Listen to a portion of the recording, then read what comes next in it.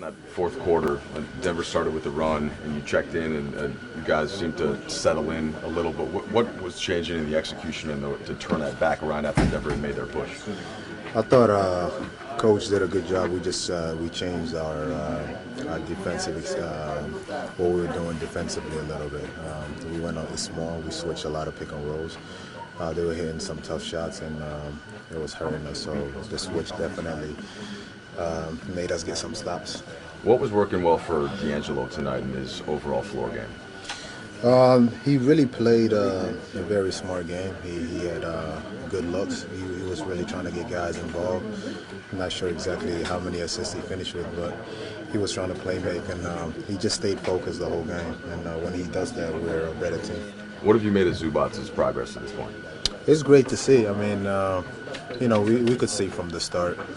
He's very talented. I'm really proud of him and just how hard he's been working. He works hard. He's playing in the D League, never complains, comes in early. Brandon also, just really two solid rookies, and I've been saying that all year. They just very humble, really nice kids, but they work so hard, and I'm really proud of them. So who's going to be the first to ask? I'm not going to ask. So what do you want to say? No, I got nothing to say. We obviously saw your post on social media. What was your just kind of reaction to everything that went on this weekend with the travel ban? It's tough. I mean, I felt like posting something. My whole life, I've always said I've been very fortunate and very lucky to have the opportunities that I have. And I know for a lot of refugees, they can't speak up, or they could never be heard.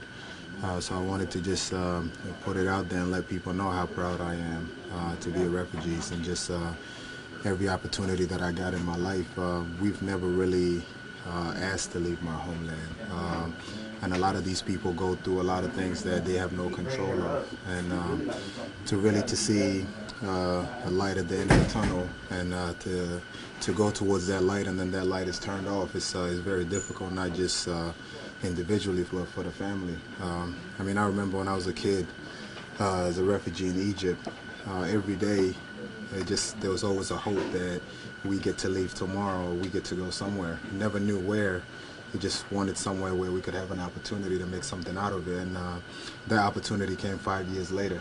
And now I'm thankful for growing up in Egypt, and I've learned a lot, but at the same time, I know what it feels like to wait for that opportunity to come every day. So my message out there was just to let everybody know that's going through it, that I really feel what they're going through. And sometimes it's things happen that is out of your control, and all you could do is just pray and be positive for a change. But just know that there's a lot of people out there that really feel your pain and wish could do a lot more. Was the U.S. an option for you guys when you were looking to relocate?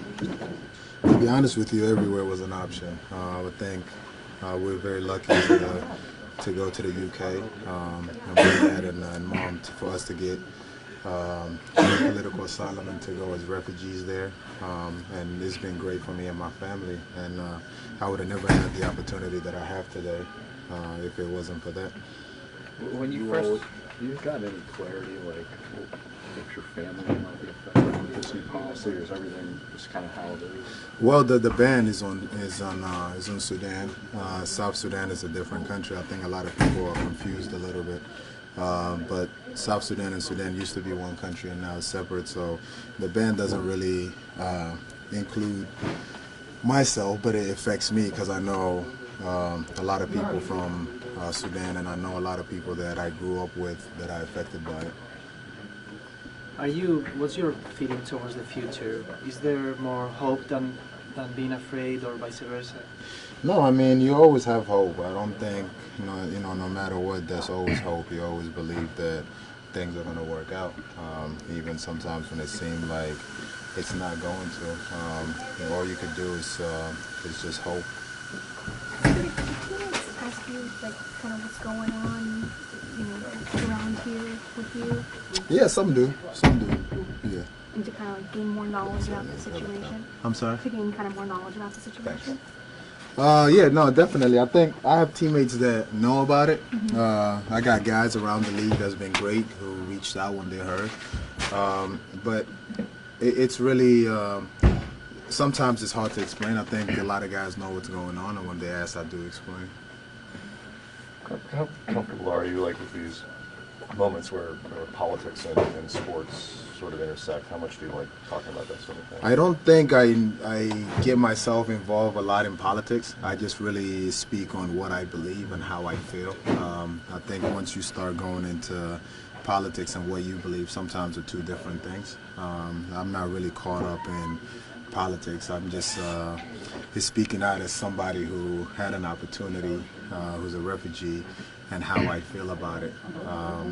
It's just when it comes to politics and all that, I leave that alone, because once you get into that, sometimes people don't like your opinion.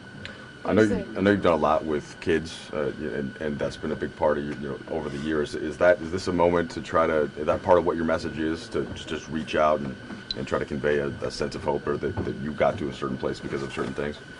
Yeah, no, definitely. I mean, there's a lot of people, a lot of refugees who had the opportunity who are speaking out. I've read a few, and I'm just I never want to be in a situation where I'm speaking about something that's affecting other people. That means, something isn't right.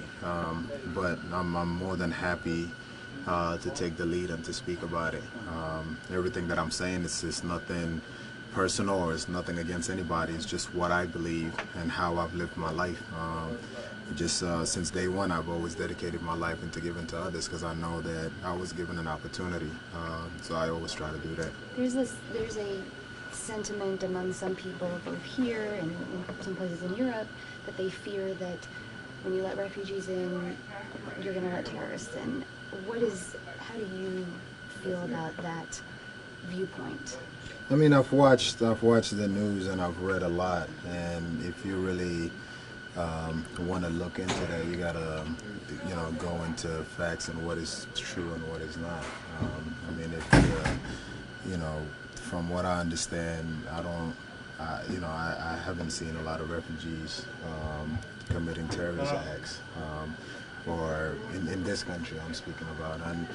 And going back to the story that I said earlier, it took me 5 years to get the opportunity that I got. I'm sure the background check and everything was done. Even to speak about this, I don't know where this goes afterward. We don't know where it goes afterward. So right now it's just hope and being patient and see where it goes. You talked about that, just sort of telling your story and just saying what you feel. How much do you think the just average, typical American understands what it is to be a refugee, the process that refugees go through? I don't think a lot of people know. It's not something that's out there. That's something that you hear about every day. So I don't blame people for that. It's just for me, I understand it because I went through it. People that are around me know it because we speak about it and we do talk about it.